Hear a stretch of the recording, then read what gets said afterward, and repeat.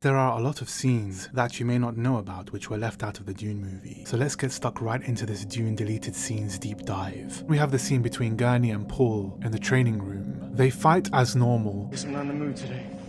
Mood? What's mood to do with it? You fight when the necessity arises, no matter the mood. Now fight! And the idea was to intercut this scene with the training scene between Jessica and Paul, practicing knife work, and then go back to Gurney and Paul fighting.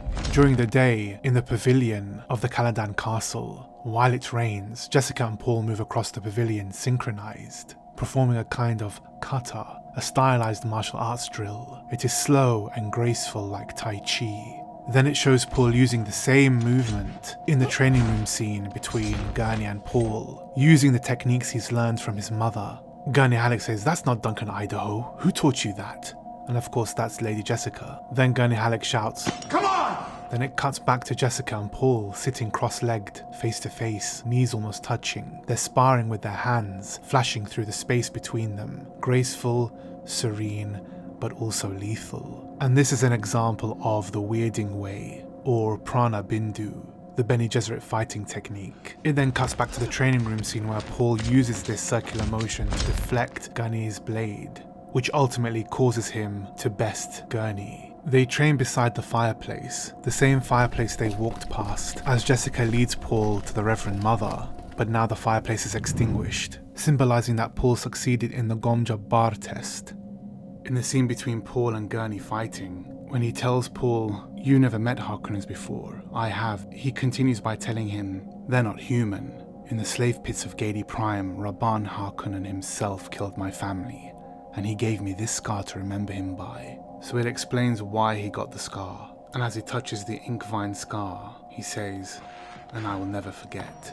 Before Paul Atreides leaves Caladan to Arrakis, he gives the stable boy his horse as a gift, a horse that he is deeply fond of. And this seems to be symbolic of Alexander the Great, who tamed a notoriously stubborn horse in his youth. Alexander the Great's father tells him, "Ask for thyself another kingdom, for that which I leave is too small for thee." Alexander of course goes on to conquer the known world, which is fitting symbolism for Paul Atreides. Originally in the courtyard scene, the people shouting Lisan al-Ghaib also added, "Lead us to paradise." Paul hears them and becomes uncomfortable. Dr. Ewe gives Paul Atreides the Orange Catholic Bible in a scene which you can check out in my extended edition video. In the scene between Jessica and the housekeeper candidates, they originally drop to their knees and prostrate themselves, startling her. "Oh, is this Arrakeen custom?" Jessica says. Then one woman looks up, a weathered old lady of unknowable age, with wise eyes and a blunt demeanour, her lean body corded with muscle. She is the Shaddam Mapes. "My lady, the Harkonnens demanded it," Shaddam Mapes says. "Please rise." The women comply.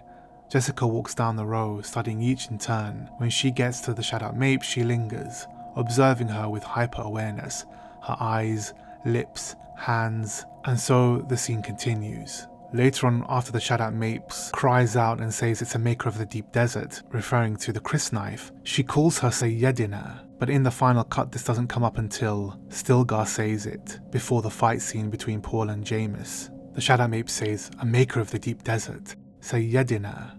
When one has lived with prophecy for so long, the moment of revelation is a shock. Sayyidina, Lisan al-Ghaib, the mother and the son. So this would have offered more of an emphasis on the Arabic in Dune, but it was cut from the final film. And in the Dune draft, the Lady Jessica adds, "They say you must not sheathe the blade unbloodied." Mapes gasps at her error, kneeling. She pulls her dress off. "Take the water of my life." Jessica puts the knife to Mapes' skin, draws a delicate scratch. Blood wells up and dries at once. Then Mapes rises. And this shows how the Fremen body has adapted to conditions of Arrakis. The Shaddam Mapes continues, "Keep it hidden, lady. Who sees the blade must be cleansed or slain." After the scene between the residency gardener and Paul, Leto, Gurney and Hawat discover the box of severed fingers, their fingertips stained orange, where the Atreides interrogate a Harkonnen soldier in full military gear, so this must have occurred sometime just after they've arrived on Arrakis. In one of Paul's dreams, he sees a little plate with some spice powder on it, and he hears Gurney Halleck say, "They say everybody here is addicted to it." Fingers grabbing some spice with their tip. They say it's everywhere, in the food, in the air. A man in shadow takes some spice powder with his index and brings it to his mouth. We finally see Gurney's face. He's wearing Fremen clothes, with long grey hair. He smokes spice with a strange nargile. Gurney Halleck continues, I say, it's good for the spirit. And he has the Fremen blue eyes. In a meditation room in the Arakeen residency, Jessica trains Paul about the voice. An austere chamber without furniture, Jessica sits with Paul cross-legged in the middle of the floor, facing each other. Between them an oil lamp burns with a tall, guttering flame. Then Jessica speaks. Violence is the attempt to impose your will on the mind of another by applying force to their body.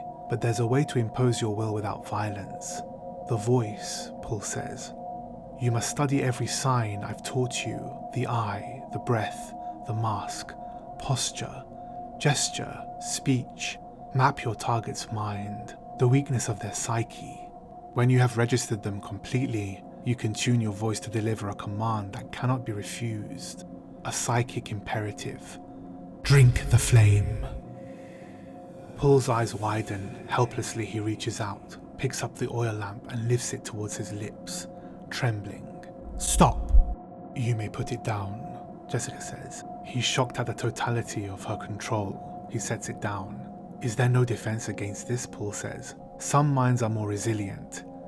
There are ways to guard your will. Our enemies are all around us. Hawat cannot keep you safe. You must keep your own watch. I will give you every weapon I can. We know that this scene was shot. Whether they filmed Paul drinking the flame is uncertain, but they for sure filmed a scene where Paul moves his hand over a flame, in danger of burning his palm.